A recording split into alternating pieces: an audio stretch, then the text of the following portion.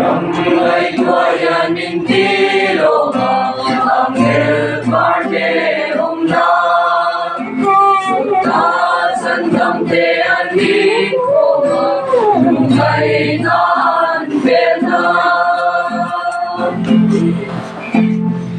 Inchena ono, kan incheno ono, van ram luama, yan inchena ono.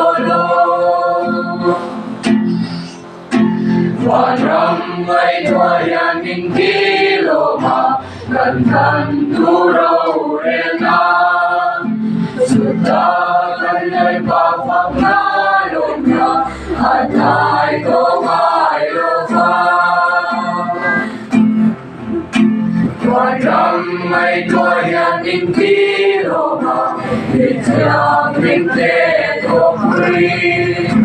Wano pwile kang lutuki, lumitan kadrenga.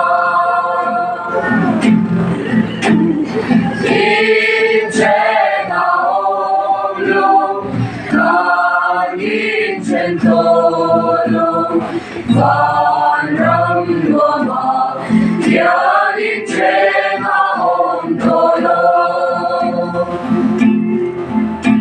Wadang may doyan ninti loga, kanchen ko natuki. Rangka sapot ketu fang wali, kantok nakan rema. Inchena ono, kan inchentolo, van ram luama, yan inchena ontolo.